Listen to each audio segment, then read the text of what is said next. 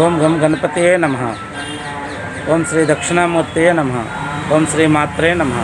Shri Dakshinamurthy గృహవాస్తు scientific వాస్తు YouTube ఛానల్కి స్వాగతం. నేను మీ శ్రీనివాస్. ఈరోజు మనం ఏలూరులో ఒక దక్షిణం ఫేసింగ్ ఉన్న ఇల్లు, పురాతనమైనటువంటి సుమారుగా ఒక 80 సంవత్సరాల క్రితం నిర్మించిన ఇల్లు అయి ఉండవచ్చు నా అంచనాకి. ఈ ఇల్లు దక్షిణం ఫేసింగ్ ఇల్లు, కానీ ఇల్లు చూడగానే మనకి ఒక పాత పెంకుటిల్లు అయినా కానీ మనం ఈ ఇల్లును గమనిస్తే ఒక జీవకళ అనేది ఉట్టుపడుతూ ఉంటుంది ఇల్లు చూస్తే. కాబట్టి నేను ఈ రోడ్లో వెళ్తున్నప్పుడు ఇక్కడ ఆపాను. ఇక్కడ ఆగి ఈ యొక్క వీడియో తీసుకుంటా, ఈ ఇంటికి సంబంధించి వీడియో తీసుకుంటానని వాళ్ళ పర్మిషన్ తీసుకున్నాను. ఇప్పుడు మీకు ఈ ఇల్లు దక్షిణం ఫేసింగ్లో ఉన్నా కానీ అద్భుతంగా యోగించడానికి గల కారణం ఏంటంటే, ఈ ఇంటికి ఉన్నటువంటి మెయిన్ డోర్ ఏదైతే ఉందో సింహద్వారం అంటాము. ఆ సింహద్వారాన్ని దక్షిణంలో ఉన్న ఆగ్నేయం నుంచి 4వ పాదంలో తీసుకోవడం జరిగింది. గృహక్షత అనే పాదంలో మెయిన్ డోర్ అనేది ఇక్కడ పెట్టడం జరిగింది. చాలామంది దక్షిణ ఫేసింగ్ ఇల్లు అంటే భయం భయం భయం భయం అంటూ ఉంటారు కదా. చూడండి, ఇక్కడ దక్షిణ ఫేసింగ్ ఇల్లు అయినా కానీ చాలా బాగుంటుంది.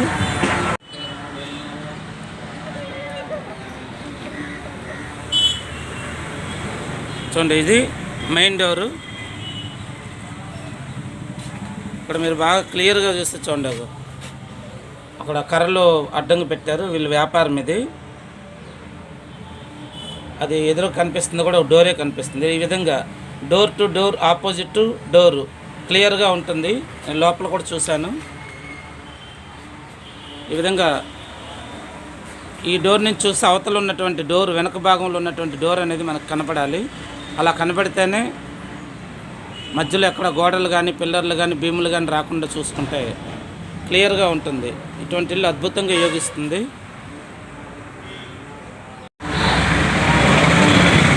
చూడండి, దక్షిణం ఫేసింగ్ ఇల్లు. దక్షిణం ఫేసింగ్ చాలామంది ఈ రోజుల్లో దక్షిణం ఫేసింగ్ ఇల్లు అంటే చాలా భయపడిపోతూ ఉంటారు.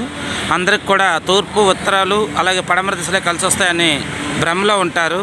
ఆ భ్రమలో నుంచి మీరు బయటకు వస్తే చాలా మంచిది. అలాగని దక్షిణం ఫేస్ కూడా అందరికీ కలిసి రాదు. దక్షిణం ఫేస్ కానీ ఒకసారి ఎవరికన్నా జాతకరీత్యా నక్షత్ర బలం ప్రకారం కలిసి వస్తే మాత్రం అద్భుతంగా యోగిస్తుంది ఆ ఇల్లు అనేది.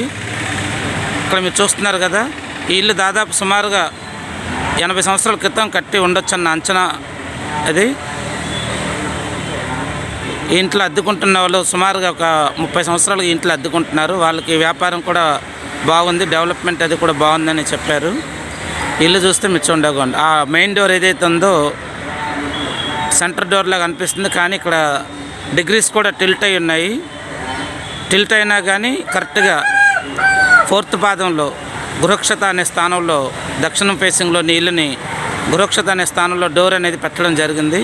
ఈ విధంగా దక్షిణం ఫేసింగ్ ఉన్న వాళ్ళు ఎవరైనా సరే ఇల్లు కట్టుకోవాలనుకుంటే కనుక ఇలా 4th పాదంలో అంటే గృహక్షత స్థానంలో డోర్ పెట్టుకుంటే చాలా బాగా యోగిస్తుంది వాళ్ళకి.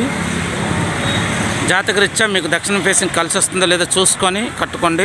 అలాగే చాలామంది చేసే తప్పు ఏంటంటే, దక్షిణం ఫేసింగ్ ఉన్నా కానీ వాళ్ళకి తెలియక తూర్పు వైపు ముఖద్వారం ఇస్తూ ఉంటారు. అది చాలా తప్పు. మీ జాతకరీత్యా మీకు కలిసి రాకపోతేనే దక్షిణ ఫేసింగ్, అప్పుడు తూర్పు వైపు మీరు ద్వారం పెట్టుకోవాలి.